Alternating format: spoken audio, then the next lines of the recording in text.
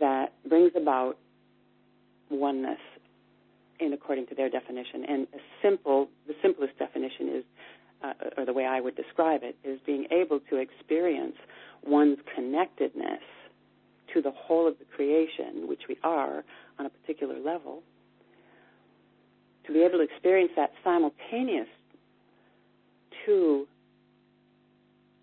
perceiving our unique and all the unique manifestations in this creation, in this dimension.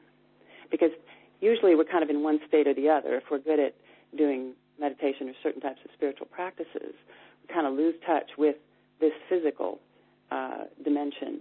And when we're out and about, we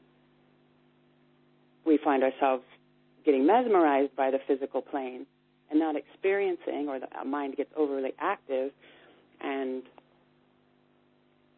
we lose a sense of being connected to it. Therefore, we feel separate.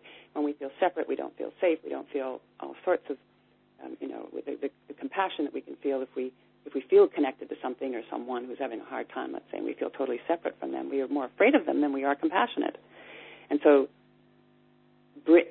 bringing about a balance, a rebalancing of where we can continue to experience our connectedness with the world and within ourselves, while still perceiving the uniqueness of the individuations.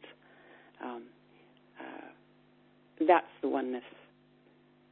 The oneness teaching. Actually, that's what I'm going to be focusing on in the night in London, is doing what's in the West called the oneness blessing. I still call it, I call it the oneness meditation, because I don't do the physical portion of it anymore.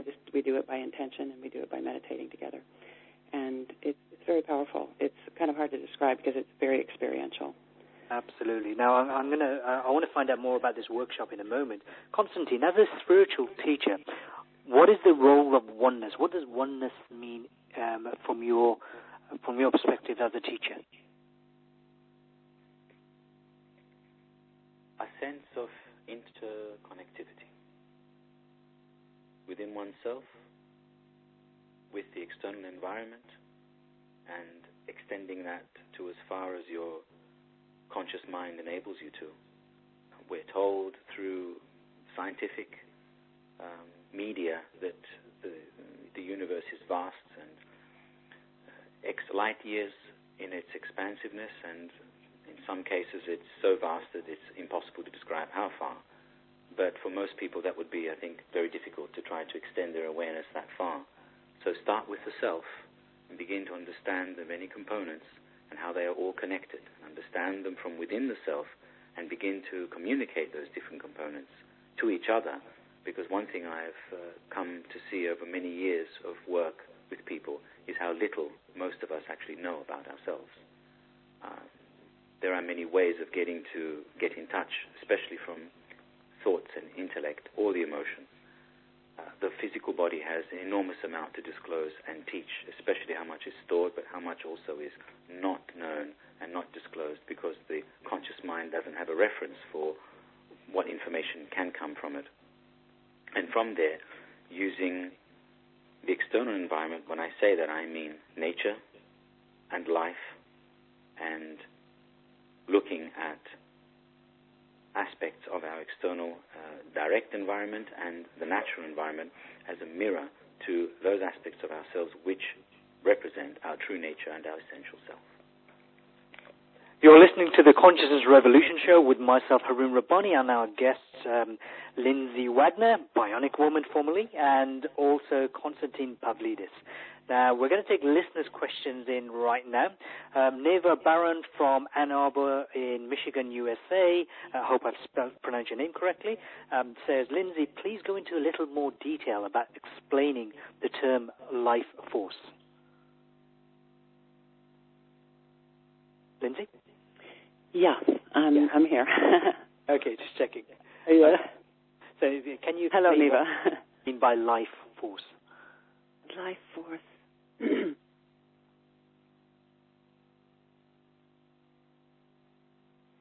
we aren't what makes us alive or anything else. There is a force, and perhaps Konstantin can give a better scientific definition of it. But what I mean when I'm using it is I'm talking about that force in nature, that force of God, that force of the universal intelligence that has such intelligence that it knows how to beat my heart, it knows how to breathe my body, it knows how to grow a tree. The intelligence and the force of it alone is it's just there. And when we're in tune with that, and we can direct it at times, but most of the time we're trying to control things when in fact, like for example, if you burn yourself on the stove and you just let it be, it's going to heal itself. The life force, that flow of intelligence, of energy, of whatever, all of that could be described by maybe some wonderful scientist, but not me. It knows what to do. That life force is there. And it has such intelligence that it knows exactly how to take care of it. That's the life force is filled with all the things that we get through our intuition as well. I mean, it's don't know if that helps you any, but okay. Konstantin, what is life force, either from scientific or spiritual point of view?